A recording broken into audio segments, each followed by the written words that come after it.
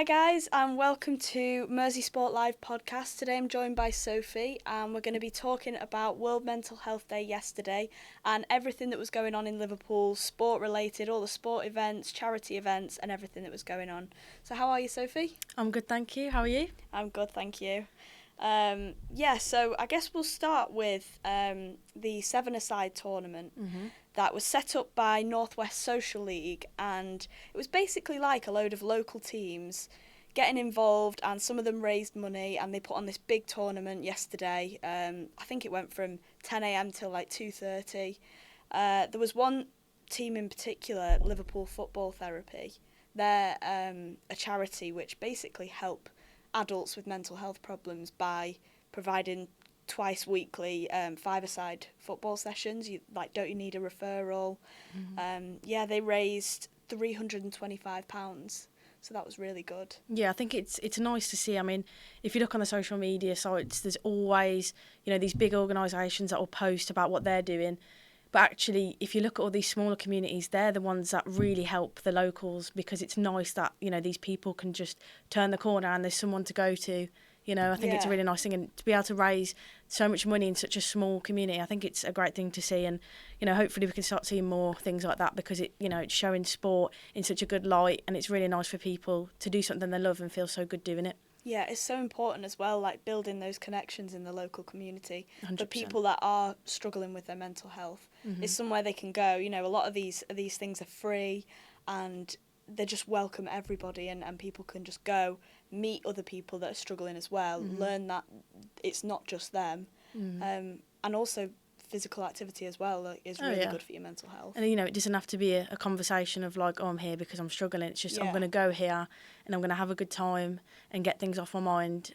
And I think that's such a nice thing. They already know the people there are going to relate, and they just can just crack on, have a great time, have a laugh, and just make their day feel that much better. Yeah, and I guess because people might feel a bit like, if they are struggling for whatever reason, going to I don't want to say normal, but like a football team or a sports team that's just, competing in like an amateur league or whatever, they might feel a bit like they're going in and they're having a really tough time, and they don't want to do that because they don't want to go in and talk about it in this place where people don't really talk about that kind of thing. So it's nice to have those groups that are specifically for that. People know they can then go in and be like I am struggling and I want to talk about it. Or if you don't want to talk about it, just go and enjoy it. Yeah, exactly. There's a way to release the mental pressure without, there's many different ways. There's no you have to go in and talk, you have to go and do this. You just do what you feel comfortable with. And I think,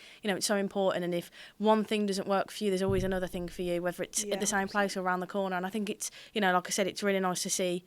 And I think it's, really helpful for a lot of young people and people generally. Yeah, and so there was research last year done by the government which looked into mental health and how different areas in the country are affected by it. And they said that Merseyside in Cheshire in 2023 had the third highest reported cases of adults with a mental health condition. So I think especially looking at Merseyside, looking at Liverpool, and it's an area that has a lot of people that are really struggling.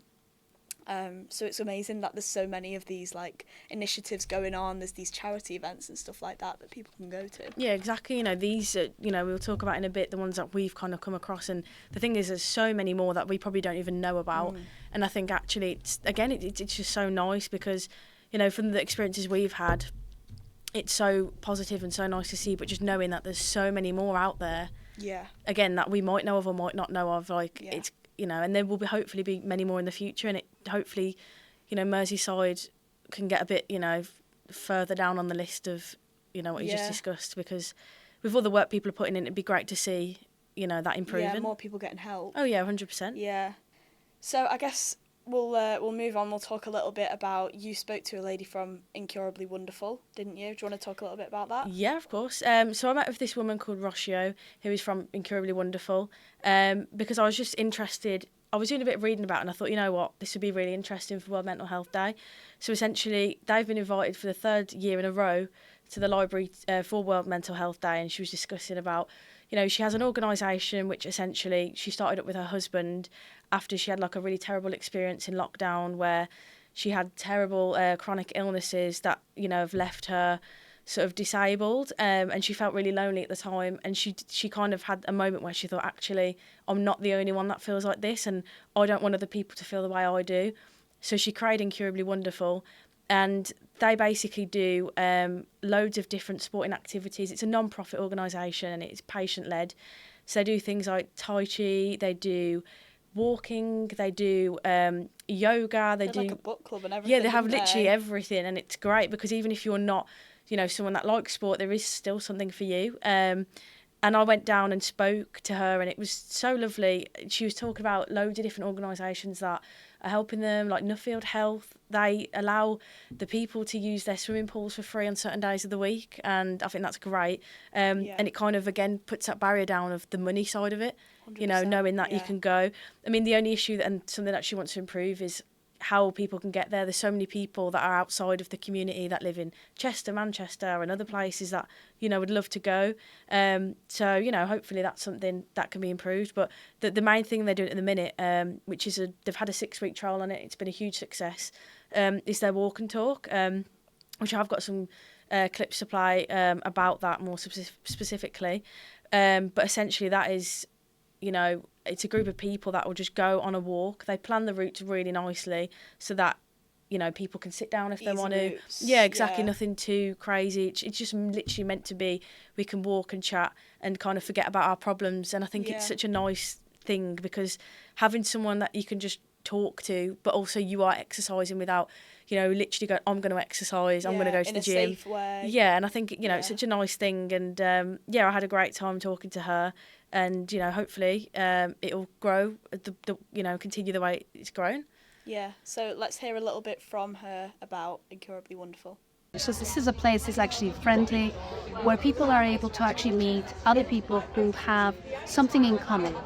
And even though we're not talking about it all the time, what we're doing is basically addressing each other as human beings and actually realizing that we have something that really it's impacted us.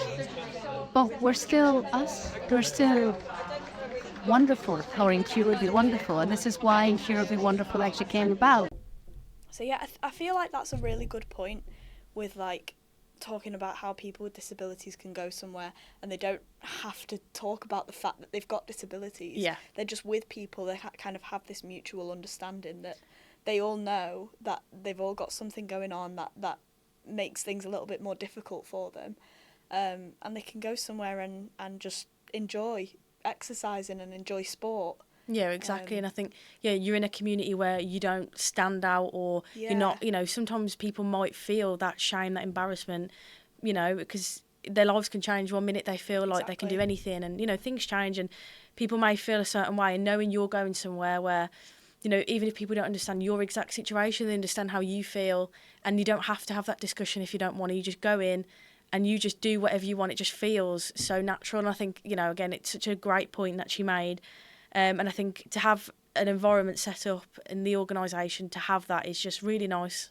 Yeah, and disability and World Mental Health Day is an interesting thing to talk about anyway, because it's kind of something that, I guess there's a lot of reasons why people can become a bit more isolated than others. But say you weren't able to take part in sports in the local community around Merseyside and all the great sports that we've got, if you do have a disability that limits what you can do, you might start to feel a bit isolated, and that obviously in turn can affect your mental health. So I think that's such an important conversation to have around World Mental Health Day. Yeah, 100%. It's just making people feel like they've got someone to talk to, but it doesn't have to be made a big deal. They're just them, and the mental health issues you have, and physical illnesses, anything, it doesn't define you. It's just something that is a part of you, but that doesn't affect you. You can still do, even if it's adapted or whatever, you can still do. Yeah, exactly. You can still like you said, take part and enjoy the things that you once used to or you see other people enjoying. I think that's a really nice thing. Yeah, so should we hear a little bit from her about the walking and talking group that she's got as well? Yeah, we'll play that now. One of the things that we're doing is every single time we choose a path that has benches next to it. So it would actually be step and then step and then step. So people that come into us, they can actually have mobility aids, they can actually have difficulty walking, they can have lung problems, they can have whatever it is, they can stop and they will not actually be made to feel ashamed. And sometimes as we're walking and we're talking, we forget how much we're walking, especially when you're in pain. So now I think would be a great time for us to move on to what you were doing. So you had an interview with Andi from the Mersey Rose. It's slightly different, but you know it links in with the sport and mental health. And yeah, tell us about your experience. Yeah, so Mersey Rose is a cricket club based in Liverpool, and they were set up last year. They're just about to reach like their first birthday, and they've been really successful. Actually, they've had a great season, which has just come to an end. But basically, the idea behind the club is that it's like very, very much openly inclusive of everybody. So very inclusive of the LGBT plus community, people with disabilities, all ages, all sporting abilities, everything. They don't mind who it is. They just want people to feel welcomed into a cricket team, and that's what it's about. So it's really interesting to talk to Andi about World Mental Health Day. They didn't do any events because the cricket season's finished in just before World Mental Health Day, which is a shame. But yeah, we spoke a lot about sort of how it's so easy for people, and this isn't saying this is a bad thing. It's so easy for sports clubs and especially smaller scale organisations to kind of put something out on World Mental Health Day and say, we are inclusive of people with mental health problems, and that's it. And it's almost like ticking a box. Yeah. But the important part really is what the clubs actually do behind the scenes to support people. Yeah, exactly. And I think that is so important. That's such an important conversation to have. Yeah, I think it's so important for someone if you have a disability or you're part of the LGBTQ community. If you were part of a club and you just saw a post and it's kind of like that's it, but there's nothing more to it. It wouldn't help you feel like you are included. And I think actually if you're part of a club that is doing the behind the scenes and that is showing the support, that's what makes the progression in inclusivity and the difference. And I think, from what you've said and what you'll be speaking about, this example of the Mersey Rose is just a perfect example of someone who's actually putting in the work. Yeah, and they're so willing to help other clubs. Andi said to me on multiple occasions that if there's sports clubs in Liverpool or anywhere that want to become more inclusive, they will talk to them and they will talk to them about what they do to help people. And I think something that he said that was really interesting was it's about talking to people and understanding how you can help them, sitting down with people and going how can I support you through this, whether it's mental health, whether it's people from the LGBT plus community, anybody, talk about how you can help people. Don't just think you know it all and try and do it. Communication is so important with that, especially with things like mental health. Understand how you can support people. Yeah. And talk to them. Exactly. And I think, like you mentioned about if, he's willing to help other clubs, it's again that whole, we're not just going to, make sure everyone here is okay and we can carry on with the season. It's no, I want to understand what you're going through and I want to help you. And if anyone else needs help, if I can help them anyway, I can. It's that community. And I think that is a common theme throughout this whole Mental Health Day, is that every organisation is like a community. They want to expand, they want to help, and that is the important thing. That means so much more than a million people seeing a post saying World Mental Health Day. Do you know what I mean? That is actually what makes the difference. And that is obviously important as well. 100%. Making sure that that they're putting out these posts and they're supporting it and doing these events and whatever. But I think the real deep change comes from that, implementing these kind of things every day, not just talking about mental health on World Mental Health Day. Yeah. Talking about it all the time. Exactly. And continuing all these movements you're doing, continuing all these things that you're doing. That's, again, like you said, that's what makes a difference, is the continuation. Let's not just tick a box. Let's make a change. Yeah. 100%. So let's hear from Andi on that.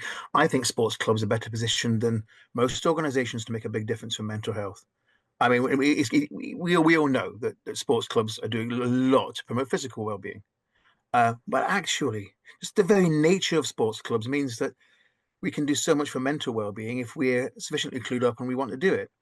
I mean, just take the social connection that you get in any kind of sports club. I mean, that social connection is really good for mental well-being. Participating in sport, it can help your physical health. We all know that.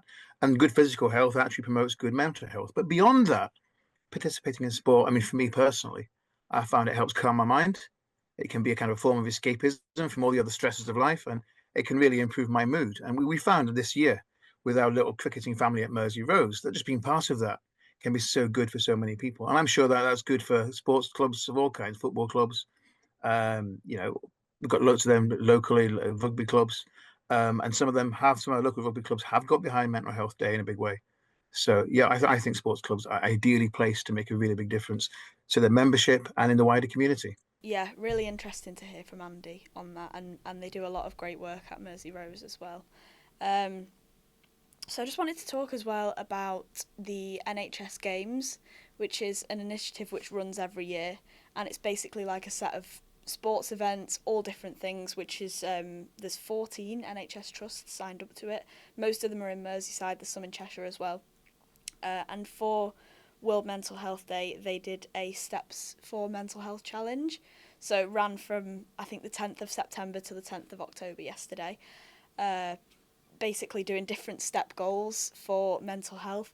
And I think it's so great to see these organisations and these different groups. Like, there's so much going on in the city, different things, and yeah, so that was a really good initiative as well. Yeah, it's something that, you know, a lot of people can take part in, and it's a way of, you know, raising money but having a good challenge, you know, because some people, as much as you might think, oh, it's just a run, it's just a walk, to actually be consistent with that and keep going. I think, you know, it's a challenge for anyone. It is, and those kind of challenges, obviously, like, the whole initiative is raising awareness, but these walking challenges and sports challenges are actually improving people's mental health as well. Exactly, yeah, as well as physical health. It's a really great thing, and hopefully we'll see more things like this. And like I said, this year alone we've seen so much, and it's nice to see the progression and things like the small organisations, but also the NHS, like having things, you know, coming from that. It's really nice to see. Yeah, and sports, such a good way to do that. Oh yeah, because it's so varied. There's so much you can do. There's something for everybody. Oh yeah, exactly. And you know, there's so much going on in Merseyside and in Liverpool for World Mental Health Day and all of the time. Yeah. It's amazing to see, like, all these communities come together, and sport is just such a good way to do it, I think. 100%. Because people enjoy it, and it's fun. And it's a way of not, like we said, not just talking about it, because sometimes, you know, that can be exhausting. Sometimes people don't feel comfortable, whereas you just going for a walk and, you know, raising some money or playing a sport, like, that's a way of actually helping yourself, but without having to always talk about it. It's just, it's great. Yeah, and you make friends as well. Exactly, you know, all these things, You become more involved in the community, and you make those connections, which perhaps people struggling with their mental health or people who have a disability or whatever might feel a little bit more socially isolated. So these organisations and these sports teams really help people integrate into the community. 100%. It gives that constant reminder of that you're not alone. Yeah. There's so many people, even if you don't want to talk about it, again, there's so many people, you're not alone. Yeah. Everyone is in the same boat in some way or form. Yeah, and there's always someone there that will help you out. And, exactly. And there's all these different things that you can do, which are great little communities that welcome everybody in. Exactly, and you know, like with Rocio, someone who experienced it to then go from, I feel this way, I don't want anyone else to, and then creating an organisation. Yeah, what a great way to make something good out of a bad experience. Exactly, and it's like, you know, it's nice to see. Yeah, amazing. Well, thank you very much, Sophie. Thank you very much, Holly. I